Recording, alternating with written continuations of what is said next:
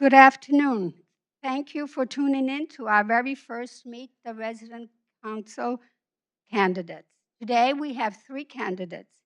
Each will introduce themselves, and then Dottie Smith and Paul Killian, the election committee members, will be asking questions submitted by the residents.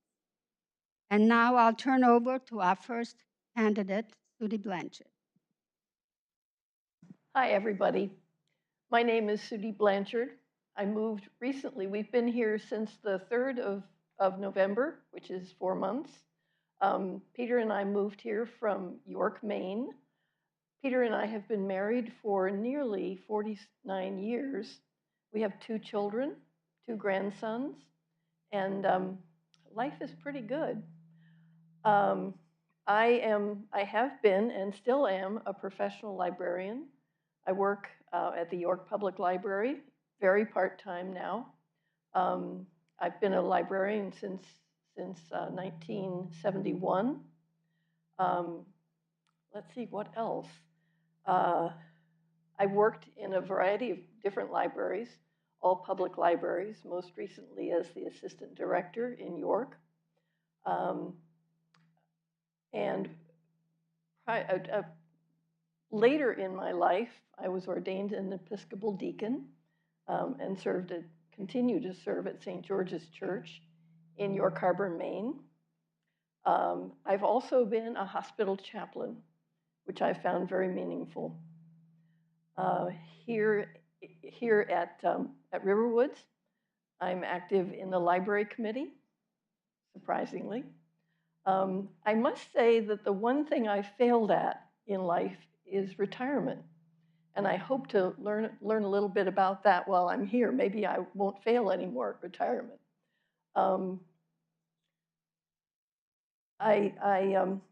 When I'm not in my apartment, you'll find me in the creativity room where I enjoy quilting, sewing, and I love music as well. And I have a good sense of humor. I think I bring to potentially position on resident council an ability to listen. And I enjoy being with people. I'm committed to whatever community I live in. I like to give back. And I think that's about all I need to say in introduction.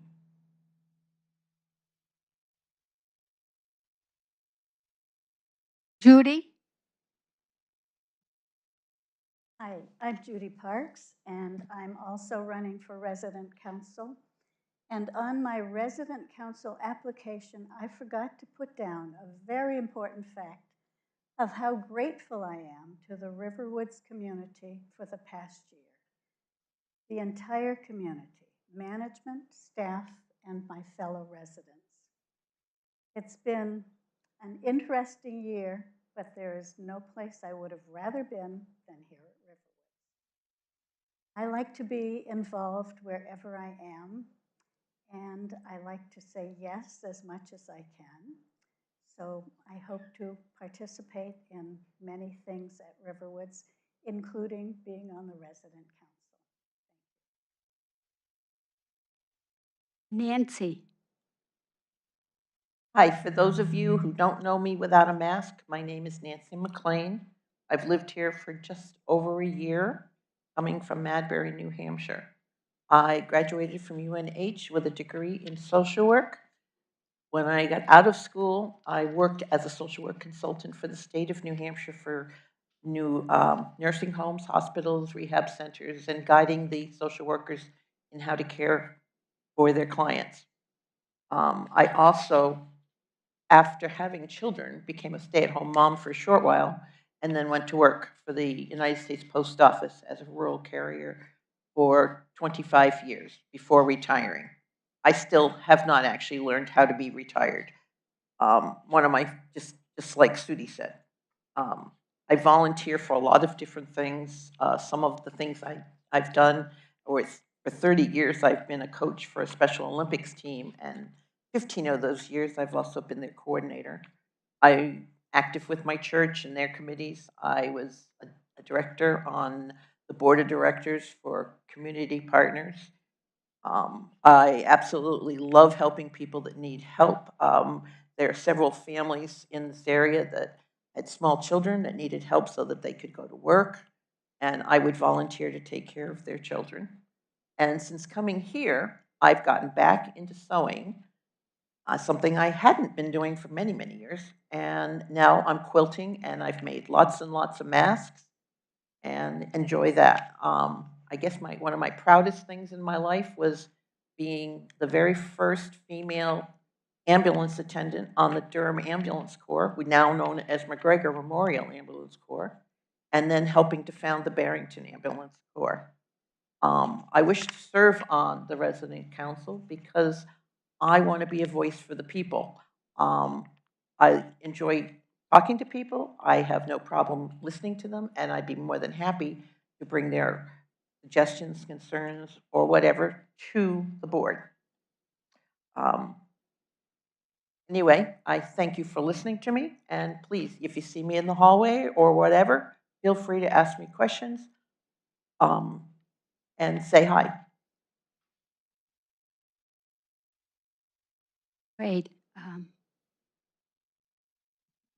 The first question, which I'll address now, and then each of you are answering this same question. How would you improve communication between residents and the resident council? In particular, how would you reach out to residents who are visually impaired or those who do not have access to a computer and or ability to access Vibrant? Sudhi? Okay. That's a wonderful question. I'm particularly interested in the second half of this question about, and I'm having trouble with feedback, I think. Help is on the way. Help is on the way, good.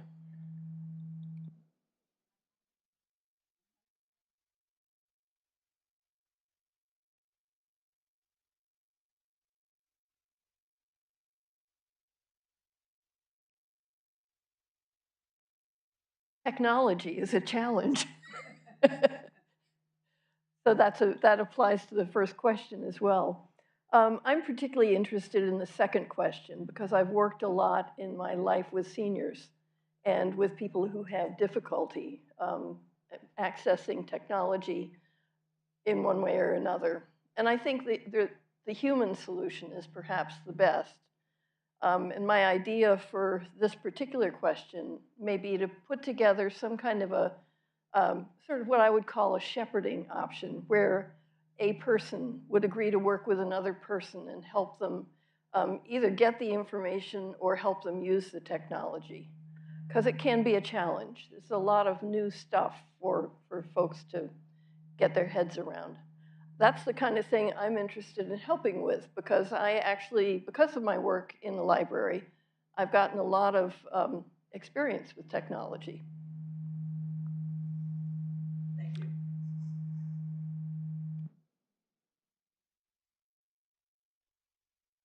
Judy? Yes, I think, first of all, the current resident council has at least attempted to answer this question. They've sent out surveys, they've asked people about forms of communication. And I think it probably can be better. I think we should have a list of those people who are not able to access Vibrant and have resident council members reach out to each one of them in a shepherding way, as Sudhi mentioned, and make sure that everyone has full communication from the resident council.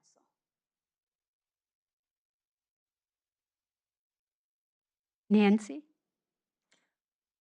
As far as one of the thoughts I had was to put a list of members that are of the resident council prominently in each floor, probably by the elevators. That's because everybody passes by there. They could have contact information so that if somebody had a question or concern, they could contact a person individually. I also am aware of how difficult Vibrant can be for people because I spent several months helping with teaching Vibrant to people, and it tended to be the same people over and over again, and so it's very difficult for some people to get it. and I understand that. So I was thinking that a bulletin board on each floor, again, in the elevator area, with notes posted as to what took place in the meetings or anything else that they want to pass on, and have it also in large print for people that have difficulty reading. As opposed to putting flyers in everybody's mailbox, which is not only cumbersome, but it also costs extra money. I would think by posting the notes, it would be a great idea. Thank you.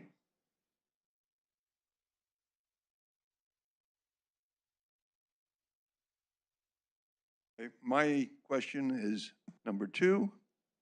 What are your ideas on developing the new land off of Stone Quarry Drive? What would you like to see put in? Judy, would you go first?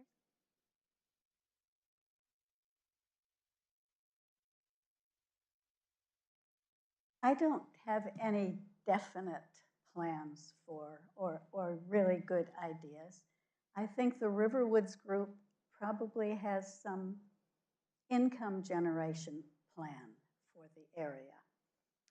But if I could do what I wanted to, I would love to have a large meeting hall across Stone Quarry Drive so that every member and staff member and resident could meet for our large gatherings. Right now, it's a bit challenging when we all want to come to Tremont Place at the same time. Nancy? As far as I'm concerned, for the new land across the way, I think that the residents should be surveyed and a survey put together with their suggestions as to what they would like to see across the way. Not guaranteeing that that's what's going to happen, because it's going to be up to the Riverwoods group, but that way we could pass on the residents' ideas. Personally, I would like to see an area that is a recreational area that is flat so that we can play things like cornhole or the ladder toss on a flat surface, and possibly have other things like shuffleboard or whatever that would be flat. So those are my ideas. Judy? I agree with everything that the other ladies have said. I personally have fallen in love with the woods area across the way, walking through the woods on the trails. I'd like to see some of the dead wood taken out. I also would like, for my own personal view, I'd like something in the flat area, whatever it is, to be a multi-purpose kind of area. I think the idea of a place where we could all meet is good, as well as recreational activities. I'd really not like to see housing.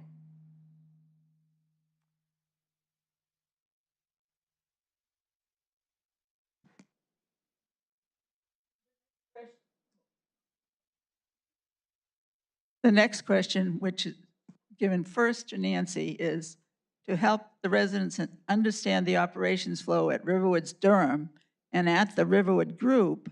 Do you think it would be useful to have an organization chart showing all staff and their bios? And it's a yes or no question, but you can add anything that you'd like to add. Thank you. I think the idea of a flow chart showing how everything works within, from the director on down, CEO on down, and who's under whom would be very helpful. I know I would like that. I'm not sure that it's necessary to put every single employee's name on it, but for example, in the kitchen area, we know Glenn is the director, but who comes under Glenn and what is their responsibility, such as Maggie or Allison or even people in the back. That's what I think I would like to see as far as a flow chart is concerned. But I do think it's a good idea. Judy? I think it's always a good idea to be able to see an organization chart. I think a lot of biographical information is not necessary, but it's really good to know who's in charge of whom. So I'd appreciate that.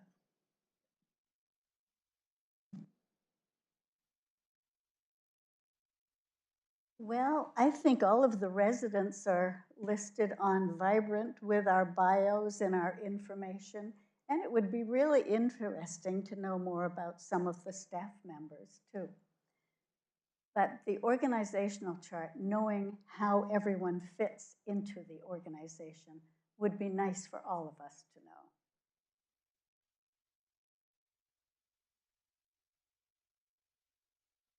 Next question. Can you please tell us about one or two things that the current RC has accomplished?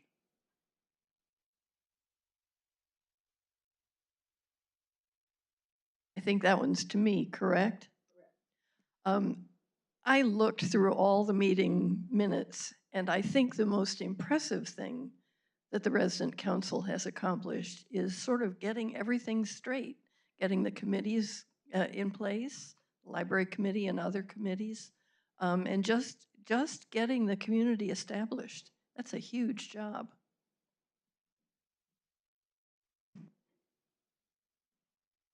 I think this residents committee was very effective.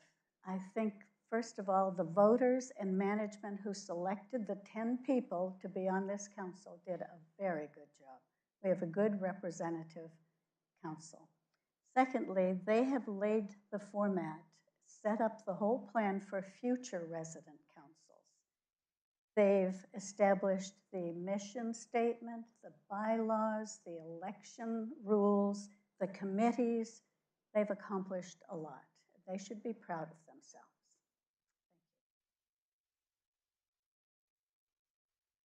Basically, I would be repeating pretty much what Sudhi and Judy have said. I think they've done a wonderful job organizing the committee, or not the committee, but the council, setting up committees, getting them organized, getting bylaws written, and whatnot. And I think they have done a wonderful, wonderful job with the selection process that they're going through. This time, having the resident council nominees or people running being able to be interviewed as we are, I think would be very helpful to the people that live here. That's one thing we didn't really get to know last time, only from what was written. Okay, thank you. And the last question, believe this one starts with Judy. What would your mother and father think of your move to Riverwoods, Durham? And beyond that, how do your children feel about your move? I'm going to start with my children. First of all, I come from a large family. I'm the oldest of 7. I'm the mother of 2, the stepmother of 2, the grandmother of 6, and we're all a big family. Every single member of the family was opposed to our moving in here and were quite resistant. For the 2 years, made up our mind to move in. However, now that we are here, we are happy, we are safe. Everybody has come around and is glad for us. Now, my parents, if my parents were around, my parents would visit, would look around and say, wow, what a beautiful place. Are you sure you could afford it?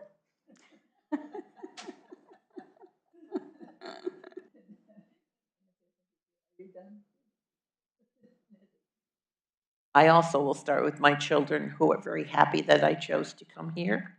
They were a little leery at first because of the cost, but then when they got to thinking, and we did a lot of talking, they think it's a great idea that I'm here. I'm taking care of what I want for the rest of my life. They're not going to have to worry if I should fall down and break a hip or lose the ability to think. I'm taken care of for the rest of my life. And they're very happy with that, as am I. As far as my parents are concerned, I'm not really sure. Unfortunately, my dad is gone, but my mom is still alive. But unfortunately for me, and my mom and my sisters. My mom has dementia, and her life is very limited. She can't walk, she can't talk, she can't do much of anything. And a place like this would have been perfect for her. But unfortunately, it wasn't available when she would have been able to come in. So I think in the long run, she would have been happy here and happy that I am here. But she does not know that I'm here because she doesn't understand. So, Well, I'm going to be different here. I'm going to start with my parents because they began the trend to Riverwoods. They were at Riverwoods in Exeter from 2004 until my mom died in 2010. And our children had a chance to watch us and to experience what their own experience with their grandparents at Riverwoods. And I think my parents would be thrilled that we were able to be here, and we're able to be here thanks partly to them. And I believe our children are really happy, and they'll realize how wonderful it is when we're gone, because they actually saw how it was when my parents were gone. They saw that that things were taken care of and taken care of well. So I am thrilled to be here, and I think everybody I'm related to, dead and alive, is thankful that I'm here. Thank you, Judy, Sudhi, and Nancy. And thank you for all of you who have listened in today. Please turn again on Monday for our second Meet the Candidate session. At that time, we'll have 4 resident council candidates. Thank you again. Thank you, Dottie and Paul, for your help.